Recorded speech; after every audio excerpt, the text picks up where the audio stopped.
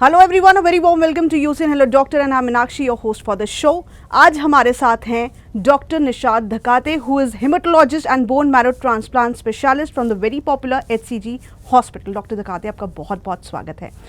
सभी दर्शकों को बताना चाहूंगी that doctor Dhakate has an experience of 400 over bone marrow transplant surgeries and even he has several national awards and even national publications to his credit. Doctor Dhakate, आपका फिर से एक बार बहुत बहुत स्वागत है। आज हम लोग दर्शक को बताना चाहूँगी कि आज हम लोग चर्चा करने वाले हैं ब्लड कैंसर के बारे में।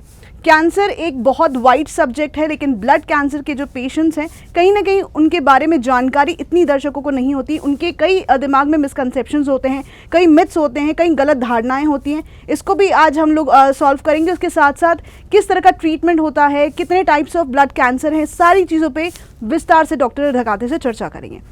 डॉक्टर निशात, सबसे पहले हेमेटोलॉजी जो टर्म है एग्जैक्टली इसे प्लीज़ डिफाइन कीजिए। बहुत बहुत धन्यवाद। तो हीमेटोलॉजी मतलब हीम और लॉजी मतलब उसकी साइंस या उसकी स्टडी। सो हीम मतलब ब्लड होता है। ये एक ऐसा साइंस है जिसमें ब्लड डिसऑर्डर्स और ब्लड कैंसर्स के हम लोग विशेषज्ञ हैं। तो इसमें वेरियस ब्लड डिसऑर्डर जो कि जेनेटिक डिसऑर्डर्स है, जिसमें लोग जैसे कि थैलेसीमिया है, सिकल सेल है, जिन लोगों को बार बार खून चढ़ाने की ज़रूरत पड़ती है। इसके अलावा हम लोग ब्लड कैंसर के भी विशेषज्ञ हैं, जैसे कि ल्यूकीमिया, माइलोमास और लिम्फोमा। ये 3 ब्लड कैंसर है जिसके हम लोग स्पेशलिस्ट हैं। और we are also bone marrow transplant physicians. हम खून बदलने की एक ट्रीटमेंट है जिससे हम लोग ल्यूकीमिया, माइलोमास को क्योर करते हैं। ये हेमेटोलॉजी इस संबंधित एक विशेषज्ञ। Coming to the subject blood cancer, इसे आप अपने टर्म में डिफाइन कीजिए। तो दर्शकों, हम लोग अभी देखेंगे कि ब्लड कैंसर क्या है। ठीक है, इसके लिए हमें ये समझना है कि जब भी हम खून की जांच करते हैं उसमें सबसे इम्पॉर्टेंट और सबसे सिंपल टेस्ट होती है CBC, जिसका फुल फॉर्म है कंप्लीट ब्लड काउंट। CBC में हम लोग 3 सेल्स देखते हैं, एक रेड सेल्स, वाइट सेल्स और प्लेटलेट्स। रेड सेल्स में हीमोग्लोबिन होता है। रेड सेल्स के कारण हमारा खून लाल होता है। रेड सेल्स में हीमोग्लोबिन होता है और हीमोग्लोबिन का काम है सारे शरीर को ऑक्सीजन पहुंचाना। फिर वाइट सेल्स हमारे इम्यूनिटी के लिए रहता है। वाइट सेल्स का काम है इन्फेक्शन से लड़ाई करना। तो वाइट सेल्स बहुत ही ज़रूरी सेल्स है और अपनी इम्यूनिटी के लिए रहता है। तीसरी जो सेल है वो है प्लेटलेट्स। प्लेटलेट्स का काम है खून रोकना। जब भी मार लग जाता है, कट जाता है या कोई सर्जरी के दौरान, खून रोकने का काम जो है वो है प्लेटलेट्स का। तो ये 3 इम्पॉर्टेंट सेल्स है। ये तीनों सेल्स का जो मेन फैक्ट्री है या इसका मेन प्रोडक्शन है वो होता है बोन मैरो में। बोन मैरो हड्डी के अंदर एक टिश्यू है जो ये पूरा खून तैयार करता है। ठीक है, जैसे लीवर का एक काम है, किडनी का काम है पेशाब बनाना, हार्ट का काम है, लंग्स का काम है। ठीक है, वैसे ही खून बनाने का जो काम है वो है बोन मैरो का। अब बोन मैरो ये तीनों सेल्स बनाता है। तो ब्लड कैंसर की शुरुआत इस बोन मैरो में होती है। ये बोन मैरो में कुछ ऐसा परिवर्तन हो जाता है ताकि ये सेल्स जो है अनकंट्रोल्ड ग्रोथ की वजह से बहुत सारे बनने लगते हैं। यूजुअली ये ब्लड कैंसर होता है वाइट ब्लड सेल्स का, जो अपनी इम्यूनिटी के लिए रिस्पॉन्सिबल रहते हैं। ये इम्यूनिटी को डाउन, ये इस वाइट सेल्स का कैंसर होने की वजह से अपनी इम्यूनिटी डाउन हो जाती है और तरह तरह के इन्फेक्शंस हो सकते हैं। तो इसमें यूजुअली जब लोग CBC करते हैं तो हीमोग्लोबिन और प्लेटलेट कम हो जाते हैं और WBCs बढ़ने लगती है, क्योंकि ये WBCs का कैंसर होने के कारण ये WBCs रैपिडली मल्टीप्लाई होती है। 1 से 2, 2 से 4, 4 से 8। तो ये होता है ब्लड कैंसर। इसके 3 मेन प्रकार है, एक है माइलोमा, ल्यूकीमिया और लिम्फोमा। इसके प्रकार और कॉजेज पे आने से पहले एक रेशियो अगर देखें तो इंडिया में ब्लड कैंसर का रेशियो, और अगर अब्रॉड की बात करें, क्योंकि कैंसर के पेशेंट्स जो हैं अब इंडिया में बढ़ रहे हैं, इसकी तादाद ज़्यादा है, may be the western culture हम लोग जो अपना रहे हैं, तो क्या कहेंगे आप इस पर? हाँ, तो ब्लड कैंसर अभी बढ़ रहा है ऐसा भी नहीं बोल सकते हैं।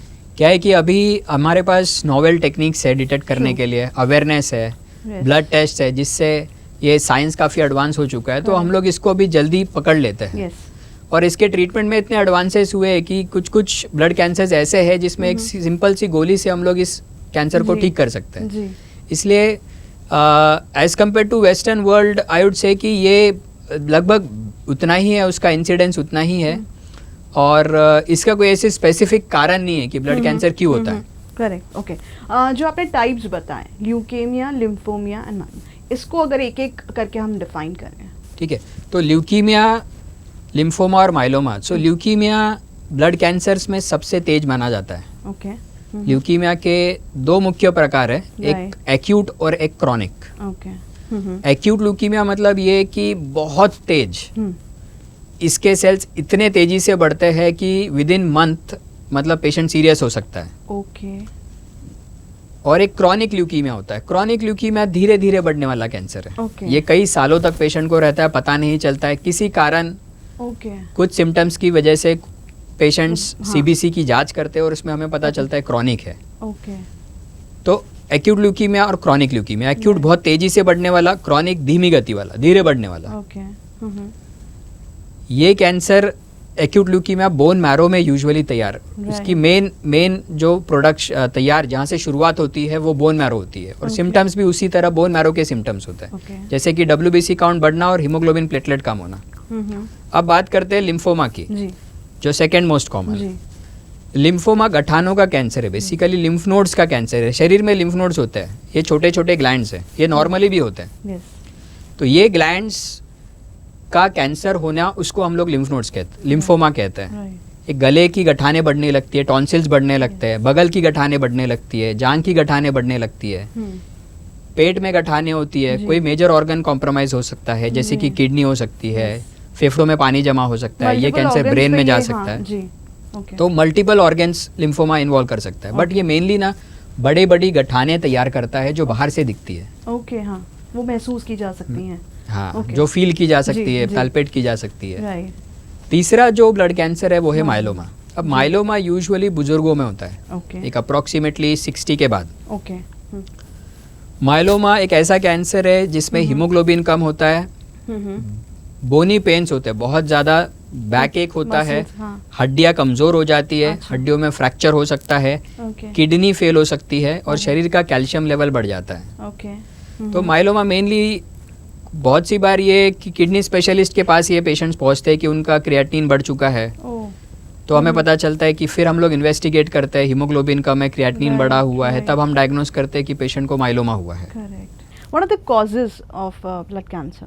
तो आमतौर पर हम लोग देखें तो अधिकतर ब्लड कैंसर्स का कोई स्पेसिफिक रीज़न नहीं है, बट कुछ रीजंस बोल सकते हैं, जैसे कि क्रॉनिक एक्सपोजर टू पेस्टिसाइड्स या हार्मफुल केमिकल्स जैसे कि बेंजीन हो, फिर हार्मफुल रेडिएशन, जैसे कि देखा गया है कि वर्ल्ड वॉर 2 के बाद जापान नागासाकी इस एरिया में जो न्यूक्लियर बॉम्बिंग हुई थी, वहाँ उसके बाद ब्लड कैंसर्स का इंसिडेंस थोड़ा सा बढ़ा था। तो harmful radiation, harmful chemicals, pesticides, कुछ जेनेटिक होते हैं, कुछ वायरल इन्फेक्शंस के कारण होते हैं। तो ऐसे कुछ कैंसर्स है, बट आमतौर पर अधिकतर ब्लड कैंसर का कोई रीज़न नहीं है। जैसे कि बाकी कैंसर्स मान लिया जाए, बुक का कैंसर हो तो हाँ, टोबैको यूज से ये रिलेटेड नहीं होता है।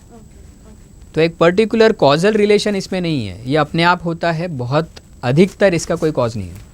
ओके। एंड वार्निंग साइन अगर ब्लड कैंसर का कोई कहें तो what are the warning sign, क्या हो सकता है? हाँ। तो हम लोग अब डिस्कस करते हैं कि ब्लड कैंसर के लक्षण क्या है। ठीक है, ब्लड कैंसर में एक एक करके जाएंगे, एक ल्यूकीमिया, माइलोमा और लिम्फोमा। तो ल्यूकीमिया का मेन लक्षण है फीवर और ब्लीडिंग सिम्टम्स, शरीर के स्किन पे लाल काले दाग पड़ना, मुंह से ब्लीडिंग होना, नाक से ब्लीडिंग होना, ये ल्यूकीमिया के लक्षण है, एक्यूट ल्यूकीमिया के। भूख लगना बंद हो जाती है, खाने पीने की इच्छा नहीं होती है, हड्डियों में दर्द होने लगता है, वजन कम होने लगता है, बार बार संक्रमण होना, इन्फेक्शंस होना, ये एक निशानी है ल्यूकीमिया की। कि जैसे मैंने कहा वाइट सेल्स का कैंसर है, इसका मतलब तुम्हारी इम्यूनिटी पूरी डाउन हो चुकी है, बार बार इन्फेक्शंस होने की रिस्क है। कोई भी इन्फेक्शन हो सकता है, बैक्टीरियल, फंगल।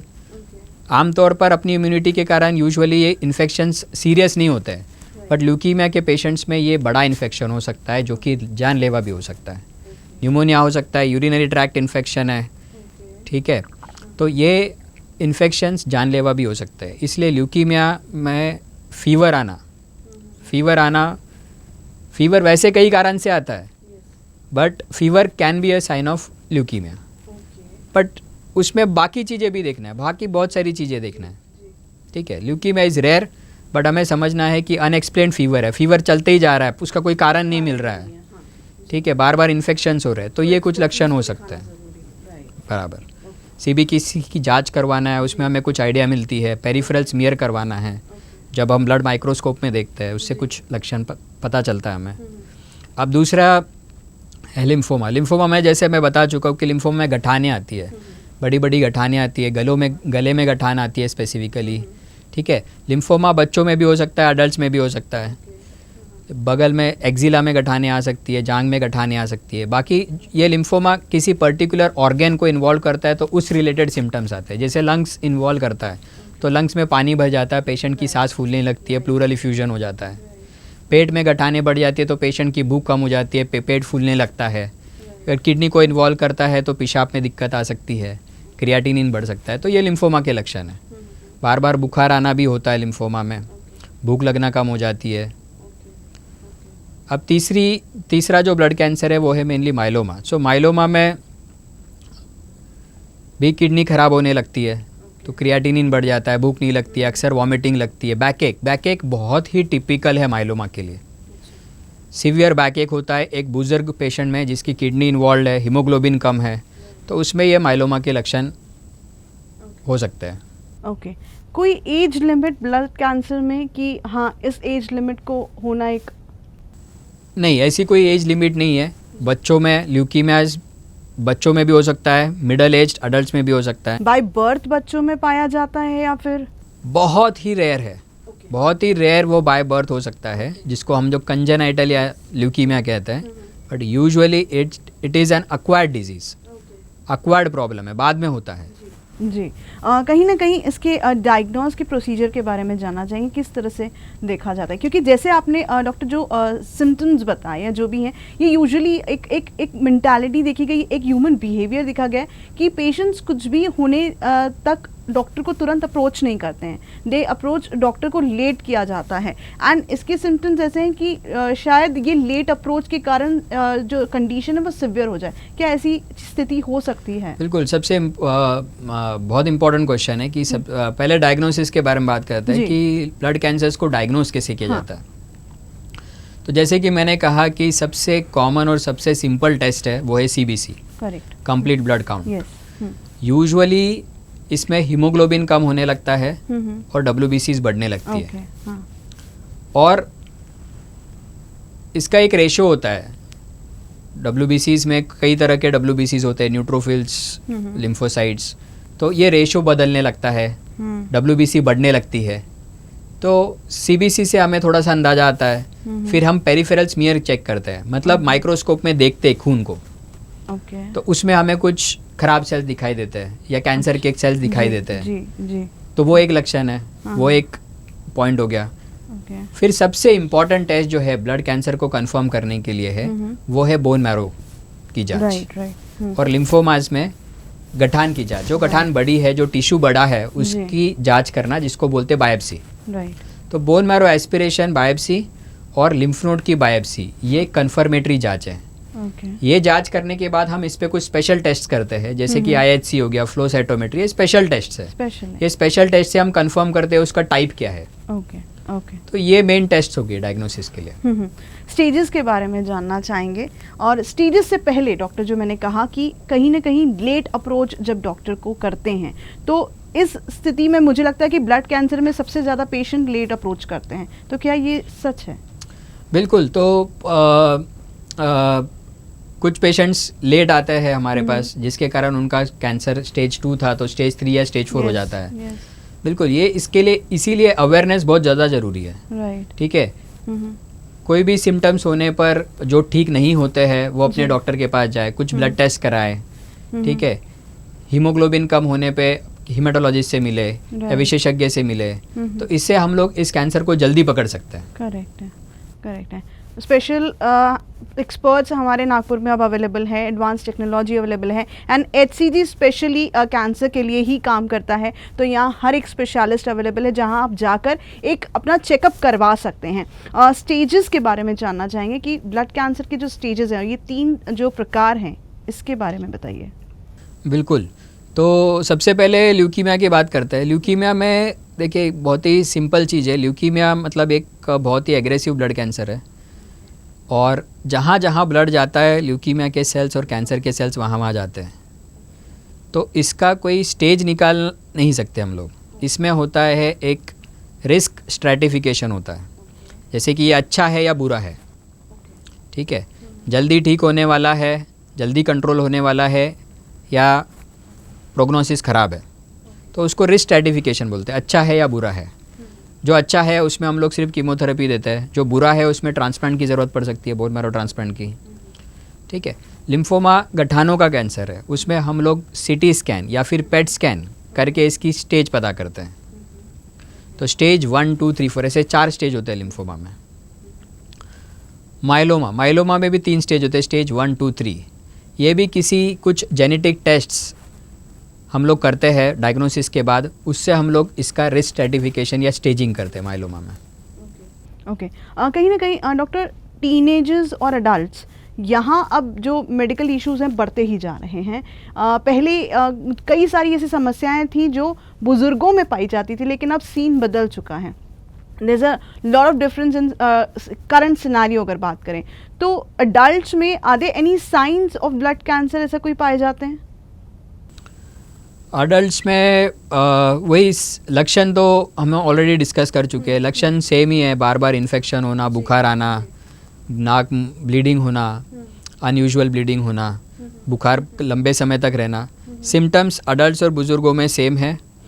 और अभी दोनों का मतलब अभी अडल्ट्स में इसका इंसिडेंस बढ़ रहा है ऐसा नहीं है, जस्ट बिकॉज कि डायग्नोस्टिक फैसिलिटीज़ अच्छे हैं, ट्रीटमेंट फैसिलिटीज़ अच्छे हैं, इसलिए हम इसको जल्दी रिकग्नाइज कर रहे हैं।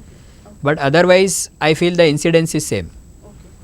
महिलाओं में ज़्यादा पाया जाता है या मेल में ज़्यादा पाया? नहीं, ब्लड कैंसर का कुछ स्पेसिफिक ब्लड कैंसर्स है, जो जैसे कि कुछ प्रकार के लिम्फोमा है जो फीमेल्स में ज़्यादा कॉमन है, कुछ लिम्फोमाज है मेल में ज़्यादा कॉमन है, but in general incidence same है। क्या सिम्टम्स डिफरेंस? सिम्टम्स भी आमतौर तक सेम ही है।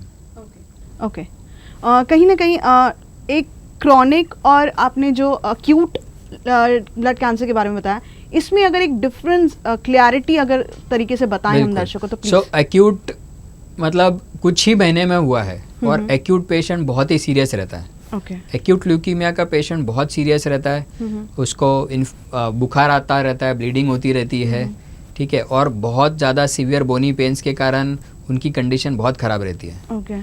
क्रॉनिक ल्यूकीमिया कई सालों से भी हो सकता है कि पेशेंट को हो। उसमें यूजुअली स्प्लीन बढ़ती है, पेशेंट चलता फिरता रहता है, उसको लगता नहीं है कि वो बीमार है। बहुत सी बार क्रॉनिक ल्यूकीमियास इंसिडेंटली भी पता चलते हैं। रूटीन ब्लड टेस्ट कराने गए किसी और कारण के कारण, सिंपल डायबिटीज़ के कारण ब्लड टेस्ट कराने गए और पता चलता है कि क्रॉनिक ल्यूकीमिया है। तो बहुत सी बार chronic leukemia goes on for years, इसलिए क्रॉनिक ल्यूकीमिया मतलब धीरे धीरे बढ़ने वाला ल्यूकीमिया है। जबकि एक्यूट बिल्कुल ही अपोजिट है, पेशेंट एकदम अचानक ही तुरंत ही बीमार हो सकता है। ट्रीटमेंट की तरफ जाएंगे, what is the treatment procedure? बिल्कुल, तो तीनों ब्लड कैंसर का ट्रीटमेंट अलग अलग है, ठीक है, बट मेन इलाज है इसका कीमोथेरेपी।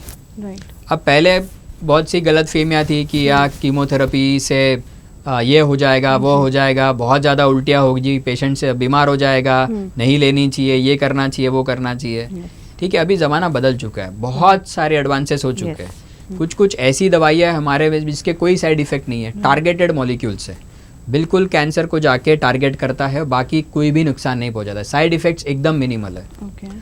इवन जो इंट्रावीनस कीमोथेरेपीज है हमारी, उसमें भी ऐसे ऐसे दवाइयाँ आ चुके हैं जिसके साइड इफेक्ट्स कम है, जिसको मोनोक्लोनल एंटीबॉडीज बोलते हैं। तो ये साइड इफेक्ट्स नहीं होने के लिए काफ़ी हम लोग प्रिकॉशंस भी लेते हैं। उल्टिया की बहुत अच्छी वॉमिटिंग के लिए बहुत अच्छी दवाई है, ठीक है। बुखार नहीं आने के लिए, रिएक्शंस कम होने के लिए भी बहुत अच्छी दवाई है कि यूजुअली कीमोथेरेपी अनइवेंटफुल जाता है, साइड इफेक्ट्स मैनेजेबल है और इजीली पेशेंट टॉलरेट करते हैं। तो मेन ट्रीटमेंट कीमोथेरेपी है। कुछ लोगों को रेडिएशन या लाइट की ज़रूरत पड़ती है, कुछ लोगों का ट्रीटमेंट बोन मैरो ट्रांसप्लांट से किया जाता है। तो अलग अलग इसकी बात करें तो एक्यूट ल्यूकीमियास की बात करें तो उसमें कीमोथेरेपी काफ़ी तेज़ होती है, इंटेंसिव होती है, क्योंकि कैंसर भी इतना तेज़ है, हमें कैंसर सेल्स को रैपिडली ख़त्म करना है और डीप इंटेंसिटी कीमोथेरेपी की ज़्यादा होती है।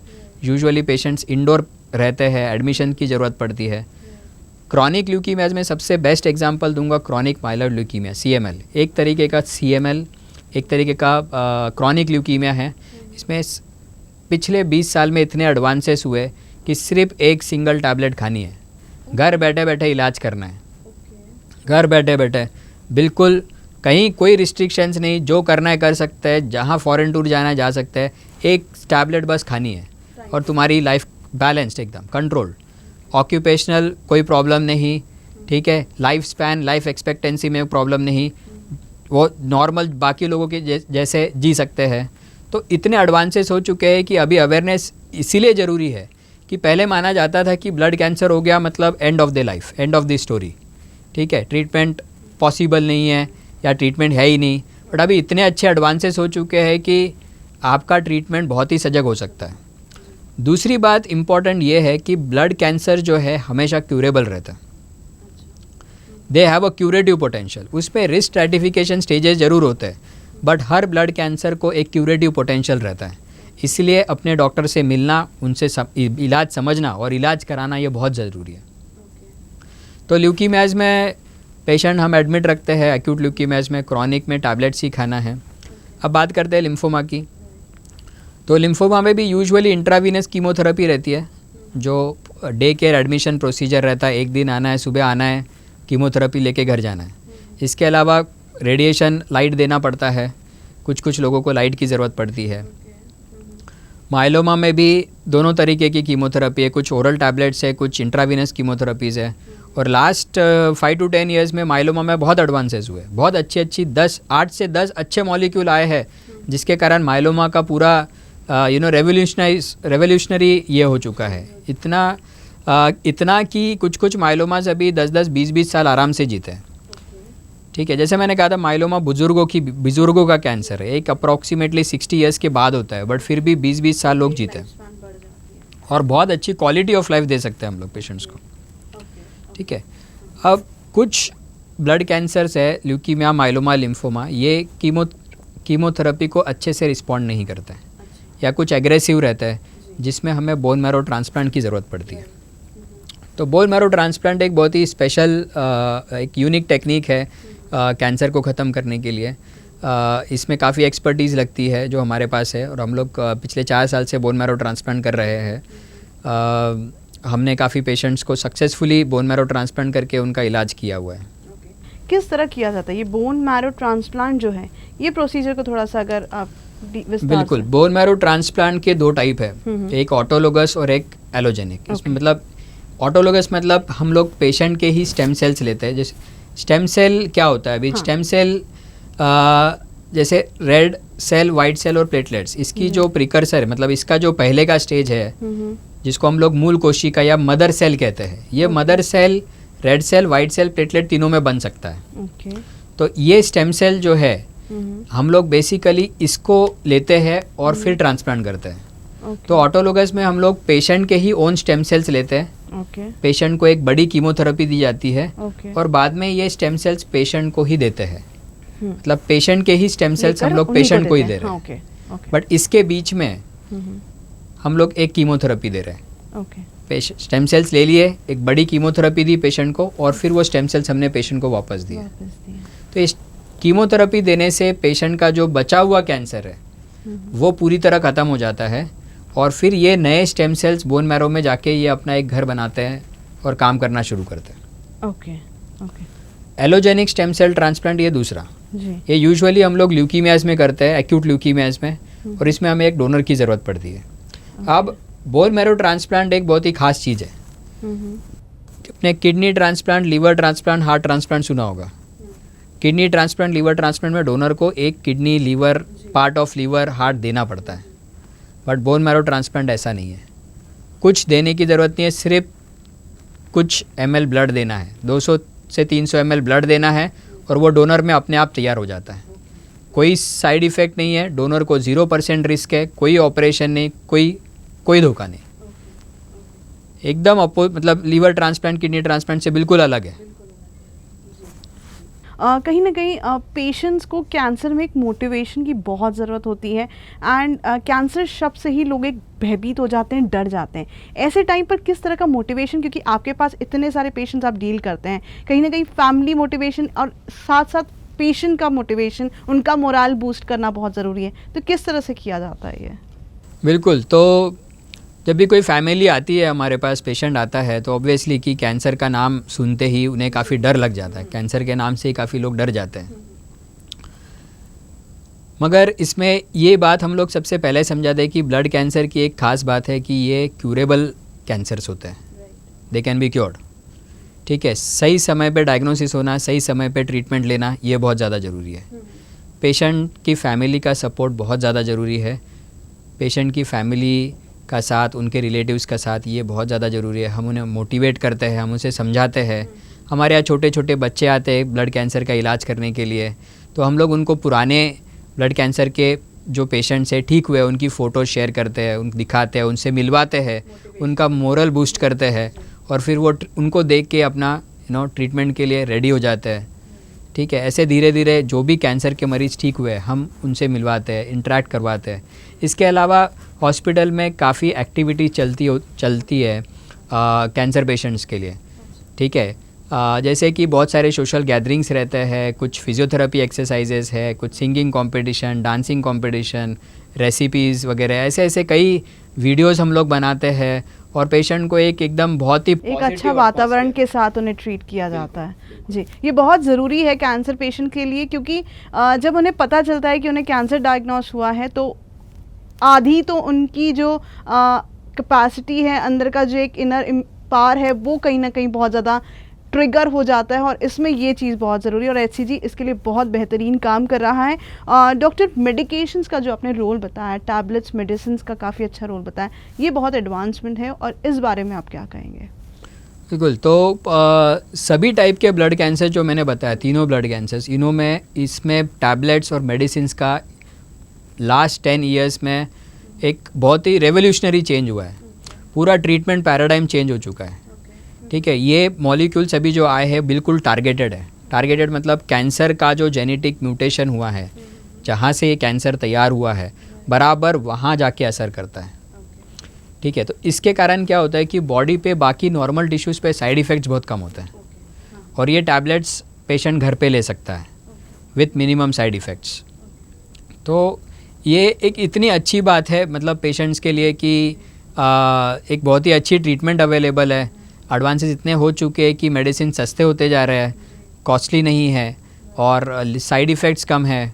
पेशेंट रेगुलर मॉनिटरिंग कर सकता है। स्पेशली ये कोविड एरा में लोग जहाँ की घबराते हैं हॉस्पिटल में आने के लिए, बाहर निकलने से घबरा रहे हैं, लॉकडाउन लगा हुआ है, तो इस सिचुएशन में कुछ टैबलेट्स का जो आविष्कार हुआ है वो इतनी इम्पॉर्टेंट है कि हम लोग ने व्हाट्सएप पे प्रिस्क्रिप्शन भेजे, हमसे वीडियो कंसल्ट किया हुआ है। तो ये कोविड एरा में भी इसका आप लोगों ने काफ़ी फ़ायदा हुआ है इसका, और पेशेंट अपना ट्रीटमेंट कंटिन्यू कर पाए, जो बहुत ज़रूरी है कैंसर के पेशेंट में, कि उनका ट्रीटमेंट जो है वो रुकना नहीं चाहिए। कोई रीअकरेंस के चांसेस होते हैं एक बार ट्रीटमेंट के बाद? क्या ब्लड कैंसर का रीअकरेंस का चांस? बिल्कुल, ब्लड कैंसर का रिकरेंस हो सकता है, और उसी के लिए हम लोग उनकी स्टेजिंग और रिस्क स्ट्रैटिफिकेशन जो मैं बोल रहा था वो करते हैं, कि ये जानने के लिए पहले से ही कि ये कैंसर क्या रिकर हो सकता है आगे जाके। ठीक है, इसीलिए स्टेजिंग इम्पॉर्टेंट है, उनकी जेनेटिक टेस्टिंग इम्पॉर्टेंट है, जिसे हम पहले से एंटिसिपेट कर पाए कि कौन सा कैंसर रिकर हो सकता है, और उस हिसाब से उनको उस हिसाब से ट्रीटमेंट दें। हाँ, किन बातों का ध्यान रखना चाहिए, क्योंकि कहीं ना कहीं ट्रीटमेंट के साथ साथ ऐसे कई हिदायतें हैं जो उन्हें देना बहुत ज़रूरी है, तो ट्रीटमेंट के दौरान किन बातों का ध्यान पेशेंट ने रखना चाहिए? बिल्कुल, बहुत ही इम्पोर्टेंट सवाल है ये। तो ब्लड कैंसर में जैसे मैंने कहा कि इनकी ना इम्यूनिटी कम हो जाती है। वाइट सेल्स का कैंसर है, यूजुअली उनकी इम्यूनिटी लो रहती है, इसलिए हमें इन्फेक्शंस प्रिवेंट करने के लिए सारी सावधानी रखनी चाहिए। अब क्या क्या सावधानी रखना चाहिए, बराबर, तो क्राउडेड प्लेसेस में ना जाए, मार्केट्स है, मॉल्स है, शॉपिंग एरियाज़ है, वहाँ पे यूजुअली हम लोग पेशेंट्स को जाने के लिए अवॉइड करते हैं। ठीक है, पका हुआ खाना खाएं, जैसे कि रॉ फूड अवॉइड करना चाहिए, कुछ भी कच्चा खाना अलाउड नहीं है, पका हुआ हेल्दी खाना खाना है, वो भी फ्रेश फूड, बॉइल्ड वाटर पीना है, ठीक है। इसके अलावा हम लोग ये कहते हैं कि साफ़ सुथरा रहे, पर्सनल हाइजीन बहुत ज़्यादा इम्पॉर्टेंट है, ठीक है। रोज़ नहाना है, ब्रश करना है, ये सब अपना रूटीन का ध्यान रखना है। कॉन्स्टिपेशन नहीं होना चाहिए, कॉन्स्टिपेशन से फिशर की प्रॉब्लम, एनल प्रॉब्लम्स ये बढ़ जाती है, तो कॉन्स्टिपेशन नहीं होना चाहिए। पेट साफ़ रहना चाहिए हमेशा, घर साफ़ सुथरा रहना चाहिए। विजिटर्स मिनिमम आए घर में, ठीक है, जितना मिनिमम। अक्सर क्या होता है कि पेशेंट कोई बीमार हो जाता है, कोई डायग्नोसिस हो जाता है, तो कई लोग बढ़ जाती है, बट ब्लड कैंसर में ये बिल्कुल अवॉइड करना चाहिए। ब्लड कैंसर में हम लोग पेशेंट को स्ट्रिक्टली बोलते हैं कि आप किसी को बताइए नहीं, फ़ोन पे बात कीजिए, लोगों को घर पे बुलाए मत, इनवाइट मत कीजिए, ताकि आपको इसका इन्फेक्शन। ज़्यादा सोशली इन्वॉल्व नहीं हो तो ज़रूरी है जी। एक मैसेज क्या देना चाहेंगे आप हमारे दर्शकों को, क्योंकि कहीं ना कहीं ये हमारा जो सेक्शन है बहुत लोगों तक पहुंचता है और लोगों द्वारा पसंद भी किया जाता है, तो आप क्या कहना चाहेंगे हमारे दर्शकों को? मैं ये कहना चाहूँगा कि ब्लड कैंसर क्यूरेबल कैंसर से, इससे बिल्कुल डरना नहीं चाहिए। जल्द से जल्द अपने विशेषज्ञ को मिलना चाहिए, इस कैंसर की पूरी जानकारी लेनी चाहिए और इसका ट्रीटमेंट जल्द से जल्द शुरू करना चाहिए। जी, thank you so much doctor Nishat Dhakate. आपकी सारी जानकारी हमारे दर्शकों को कहीं ना कहीं ज़रूर काम आएगी। तो जैसे कि डॉक्टर ने कहा कि ब्लड कैंसर एक ऐसा कैंसर है जो जल्दी से डिटेक्ट, शायद उसके सिम्टम्स तुरंत पता ना चले, लेकिन मैं ये हमेशा से कहती हूँ कि अगर आपको कोई भी छोटा सा भी प्रॉब्लम या ऐसा कुछ भी हो रहा है तो आप तुरंत एक्सपर्टीज़ को दिखाएं, डॉक्टर को अप्रोच करें, खुद के डॉक्टर ना बने, बिकॉज अभी का जो आपने एक काल देखा है उसने सब कुछ सिखा दिया है कि खुद के डॉक्टर बनने से अच्छा है कि आप डॉक्टर को अप्रोच करें तो आपको शायद अच्छी सलाह मिल सकती है। ज़रूरी नहीं कि आपको कोई बड़ी समस्या ही डिटेक्ट हो, डायग्नोस हो, बट छोटी सी टाइम पर भी अगर आप अप्रोच करते हैं तो आप बड़ी चीज़ से, बड़ी समस्या से बच सकते हैं। मिलेंगे किसी और स्पेशलिस्ट के साथ, तब तक ले दीजिएगा इजाज़त। नमस्कार।